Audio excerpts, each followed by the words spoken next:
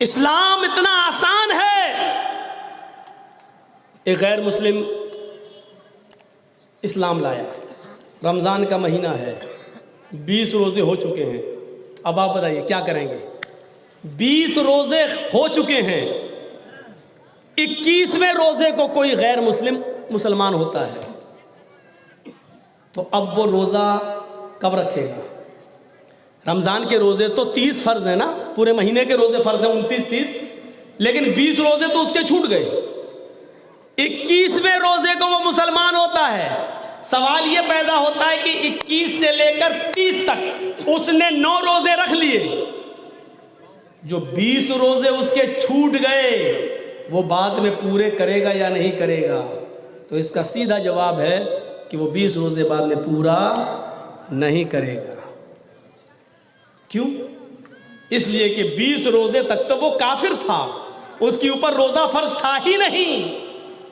21वें रोज़े को वो इस्लाम लाया है, जब लाया है तब से उसके ऊपर इस्लाम का कानून नाफिज होगा, लिहाजा उसको उतने ही रोज़े रखना पड़ेंगे जितने बाकी हैं, और जो छूट गए वो उसको बाद में पूरे नहीं करना है। एक और मसला जान लीजिए, आपके यहाँ रोज़ा इफ्तार हो रहा है, मान लीजिए 5:30 बजे, सपोज़ फ़र्ज़ कर लो 5:30 बजे रोज़ा इफ्तार हो रहा है, टाइम है रोज़ा खोलने का कितना?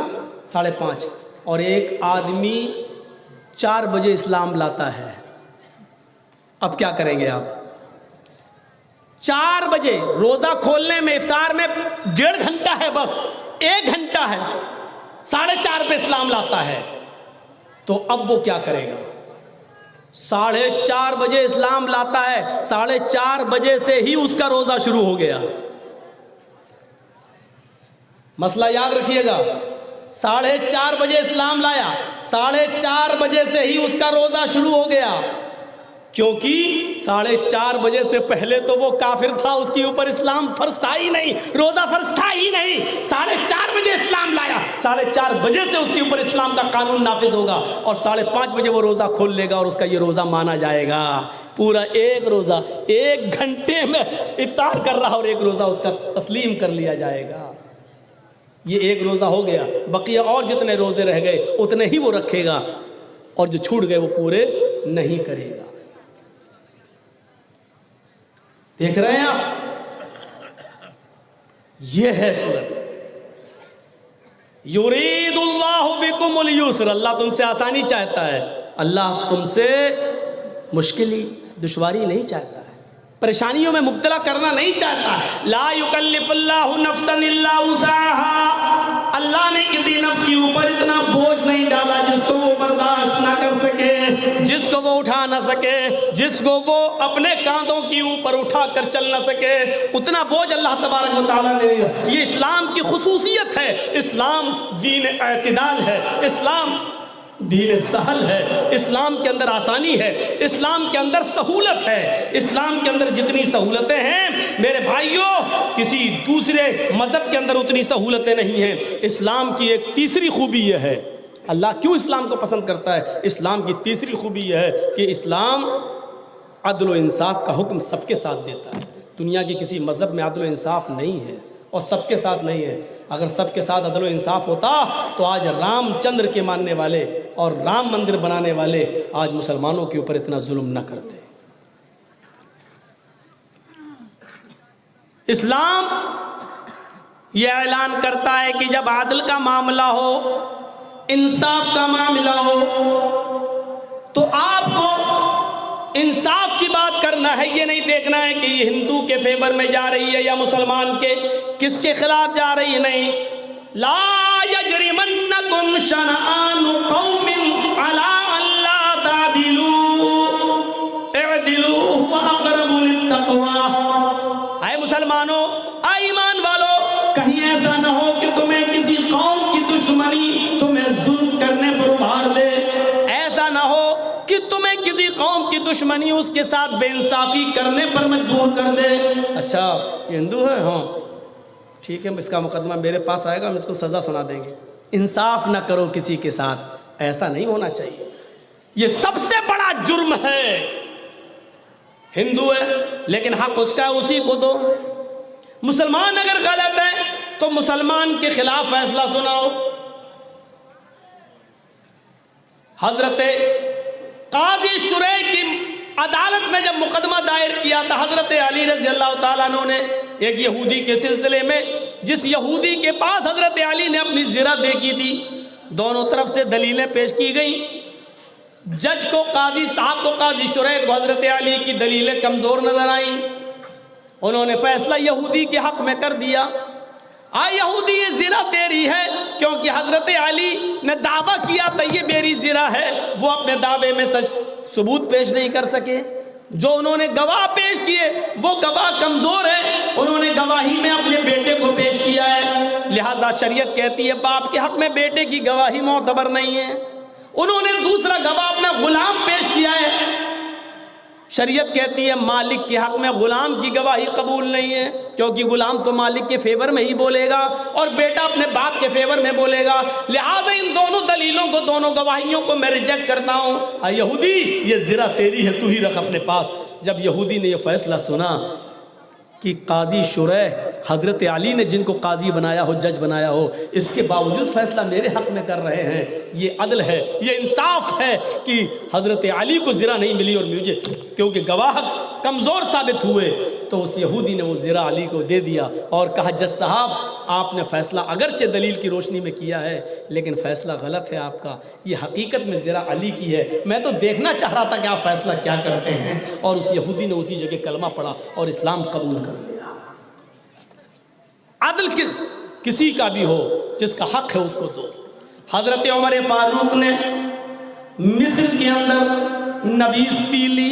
नबीज़ जानते हो ना, खजूर के रस निचोड़कर उसको रख दिया गया था, वो सड़ गया था तो उसमें नशा आ गया था। हज़रत उमर फारूक के बेटे ने नबीज़ पी ली, उसमें नशा आ चुका था। मुल्क शाम में जब नबीज़ पी ली उसमें नशा आ गया था, तो दूसरे दिन गए और कहा कि अमर इब्न आस से, वहाँ के गवर्नर से कहा कि देखो मुझे पता नहीं था, ये सड़ गया है, मैंने पी लिया था, इसमें नशा आ गया, मेरे ऊपर हद जारी कर दो, मुझे सज़ा दे दो। तो हज़रत अमर इब्न आस ने उमर फारूक के बेटे को मुल्क शाम में 40 कोड़े लगा दिए। हज़रत उमर फारूक को पता चला कि मेरे बेटे ने मुल्क शाम के अंदर उस हाल में नबीज़ पी ली थी जब उसमें नशा आ गया था, और अमर इब्न आस ने उनको 40 कोड़े भी मार दिए, लेकिन फिर भी इत्मीनान नहीं मिला। हज़रत उमर ने अपना स्पेशल घोड़ा मदीने से भेजा और अमर इब्न आस के नाम एक लेटर लिखा कि मेरे बेटे को इस घोड़े से वापस मदीना भेज दिया जाए, मुझे कुछ काम है।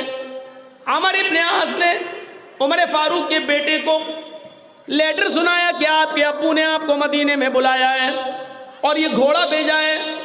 हजरत अमर इब्न आस का हुक्म सुनकर अपने बेटे, अपने बाप का ऑर्डर मानकर उस नए घोड़े के ऊपर बैठकर हजरत उमर फारूक का बेटा मदीने चलाता है।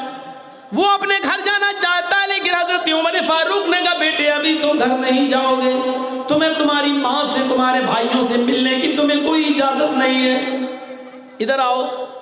सुना है कि तुमने मुल्क शाम के अंदर नबीज़ पी ली थी। कहा जी हाँ। कहा अब तुम्हें कोड़े मारे जाएंगे 40 दुर्रे। कहा वो तो मैंने अमर इब्न आस को बता दिया था, उन्होंने मेरी पीठ पर 40 कोड़े मार दिए, एक ही जुर्म की डबल डबल सजा कैसी। हजरत उमर ने कहा पहले कोड़े खाओ, उसके बाद बताएंगे। फिर 4 जल्लादों को मुतय्यन किया, एक के हाथ में एक कोड़ा दिया, दूसरे के हाथ में दूसरा, तीसरे के हाथ में तीसरा, चौथे के हाथ में चौथा।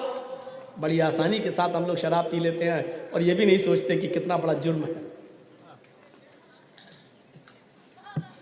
एक जल्लाद से कहा कि 10 कोड़े पहले मेरे बेटे की पीठ पे मारो, उसके बाद तुम्हारी ताकत कमजोर हो जाएगी, फिर तुम उतनी जोर से नहीं मार सकोगे, थक जाओगे, हलक हट जाओ।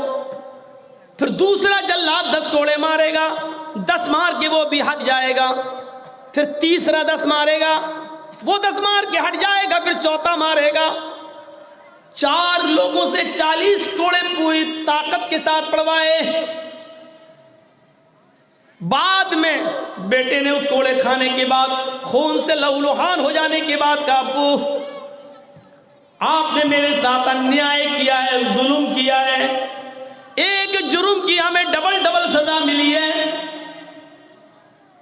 वो भी अनजाने में मैंने नबीस पी ली थी जिसमें नशा आ गया था और उसकी सजा मुझे मुल्क शाम में मिल गई थी। फिर आपने मुझे यहाँ कोड़े क्यों मारे? मुझे कोई एक ऐसी हदीस, कोई ऐसा वाकया बताओ कि एक ही जुर्म की सजा अल्लाह के नबी ने कभी डबल दी हो। हजरत उमर का जवाब यह था कि मेरे बेटे अमर इब्न आस ने जब तुम्हें कोड़े मारे, हाकिम है, वहां के गवर्नर है, उन्होंने कोड़े मारे, लेकिन मेरा दिल ये कहता है कि उन्होंने उतनी जोर से कोड़े नहीं मारे होंगे जितनी जोर से मारना चाहिए था।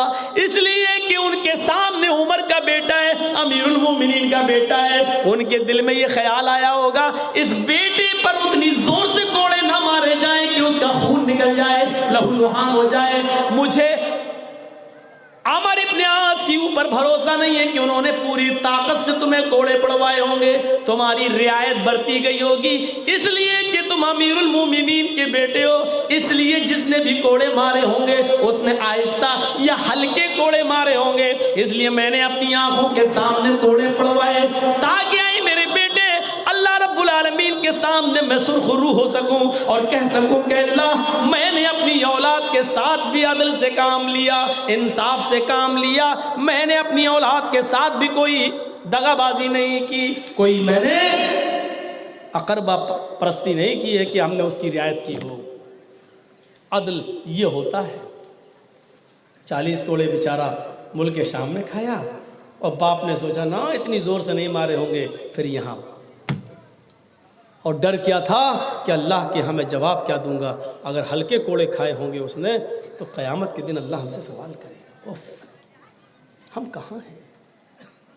इस तकरीर के सुनने के बाद भी शराब तो छोड़ो मौलाना साहब, अब तो हीरोइन चलती है, हीरोइन। आप अभी शराबी पे अटके हैं मौलाना साहब। हमारे इलाके में आके देखिए, यहाँ शराब अब कौन पीता है, यहाँ तो हीरोइन। नाम देखिए कितना खूबसूरत है, हीरोइन। शर्म आनी चाहिए, डरना चाहिए अल्लाह के अजाब से। तो इस्लाम दीन अदल है, इस्लाम दीन मसावात है। मसावात का जो दर्स इस्लाम देता है दुनिया के किसी मजहब के अंदर नहीं मिलेगा। क्यों? इस्लाम सबसे बेहतर है क्योंकि सब एक्सेप्ट कर लेते हैं। हिंदू धर्म को कौन एक्सेप्ट करेगा? जिसके वेद में ये लिखा हो कि ब्रह्मा जी ने अपने मुंह से ब्राह्मण को पैदा किया, अपने हाथों से छतरी को पैदा किया, अपनी रान से वेश को पैदा किया, अपने पैरों से शूद्र हरिजन को पैदा किया। जहां ब्रह्मा जी के मुंह से ब्राह्मण पैदा हो रहा हो, हाथों से छतरी ठाकुर पैदा हो रहा हो। ब्राह्मण जानते हो कौन है? जैसे राजनाथ सिंह ब्राह्मण, ऊंची जाति, और छत्री ठाकुर जैसे राजा भैया, योगी।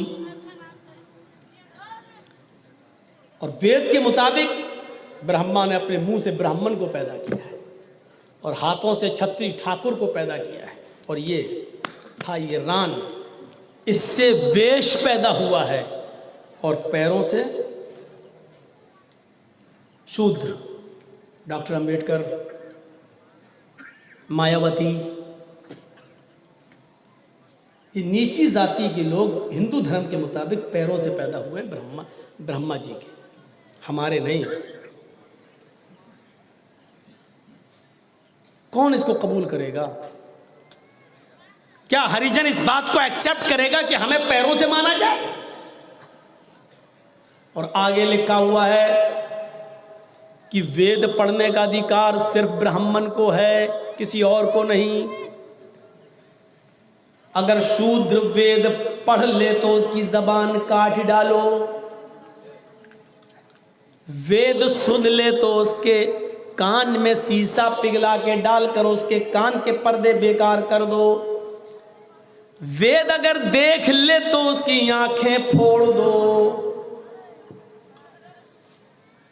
ब्राह्मण को अधिकार लिखा है हिंदू धर्म में, ब्राह्मण कहीं जा रहा है और शूद्र की किसी सुंदर किसी खूबसूरत लड़की पर उसकी नजर पड़ जाए और ब्राह्मण को वो लड़की पसंद आ जाए, तो शूद्र को चाहिए कि वो अपनी पुत्री, अपनी बेटी, अपनी डॉटर अपने हाथ से पकड़ कर लाए और उस ब्राह्मण के हाथ में दे दे कि तुम्हें मेरी बेटी पसंद आई, तुम ले लो।